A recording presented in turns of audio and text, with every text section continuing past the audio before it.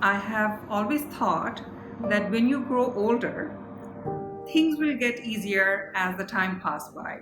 So I started asking my senior colleagues that has life become easier as they have aged? To my surprise, most of the people said, no, it has not. If anything, it has become more complicated. So, who are these parents? These parents are very successful. They're financially very successful. They have a great network. They have raised children very well. They have sent their children abroad. They are living, maybe they're empty nesters, so only the husband and the wife lives in a beautiful apartment or a duplex or an independent house. That house was basically meant for all their children, so it's a big place, it's a big house.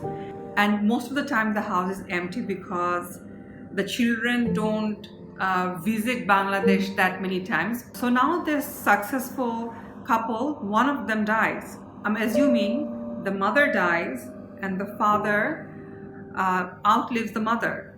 So the reason I'm choosing this example, because usually the mother can get kind of absorbed into one of the families, and the father might not be able to let things go or close down everything and kind of pack his bag and move away.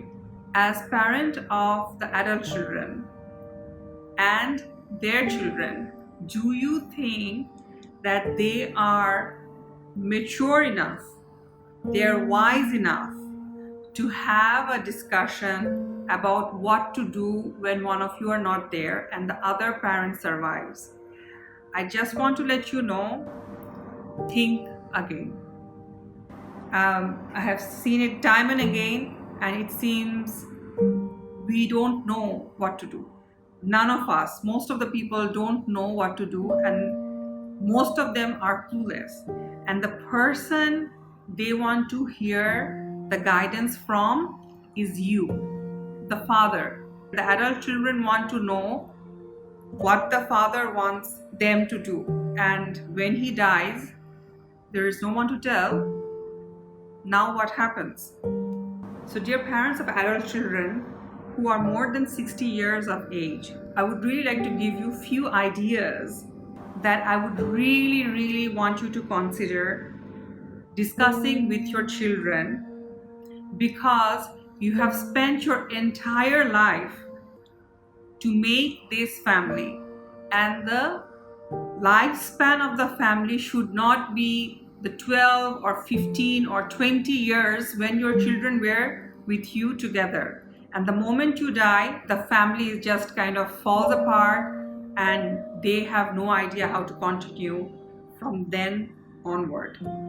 And that would mean people would not know your name, your grandchildren, great grandchildren would not know your name, and the legacy ends there, however important you are.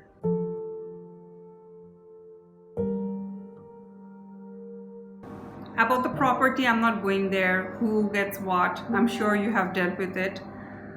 Maybe not, but that's another subject. But the things that are important to you. For example, maybe your great grandfather had gone to Hajj and he had bought you a prayer mat, which is in a very delicate situation right now, but you really want to hand over this to your children and your grandchildren. Most of the children, because they live abroad or they live in a different city and they're not living with you, most of the things they cannot take it, even if they wanted to, most likely.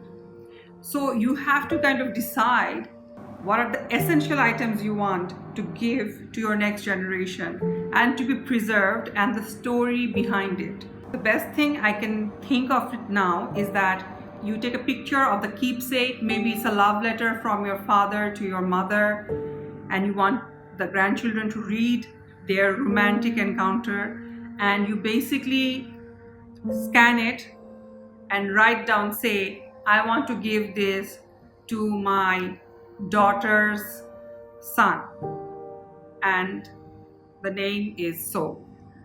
Or I just want to give it to my son, I want to give it to my youngest son, and copy everyone so there is no confusion. The fourth thing, I think this is the most important discussion, and it doesn't have to be about property, it doesn't have to be about anything, but it is the most essential information that I, as an adult child, would like to have from my parents. I had some nuggets of it, but I wish and I would really recommend that if you have that courage, if you have that clarity as a parent, talk to your children. I think we'll all be grateful for that. Even to know that someone's father had said so and so, even that much will be a great inspiration for all of us. So maybe you have built a family for 40 years and you are dying. So my question is, who is having the handover? I mean, the driver who gets kicked out, your maid who has been kicked out, the cook who has been kicked out, the guard who has been kicked out from this family home had to give an handover. There were no confusion in it. People just could not steal and walk away. People just didn't mess it up and go away. And there was no consequence for this. No, it never happened. You have cared for this home so carefully that there was a handover for the smallest thing. And now you are leaving your home, your family, and who will take handover? Who? Until or unless you specifically specify and get that child on board saying, first you, if not you, then this, or this person looks after this person looks after that. For example, if there's a fight or difference of opinion and they're angry, who will be the tiebreaker? Who? And you say that person will be the tiebreaker, and that person will have the executive authority to make a decision, and everybody else will accept. Of course, after the discussion, after the process has been taken, that what needs to be done.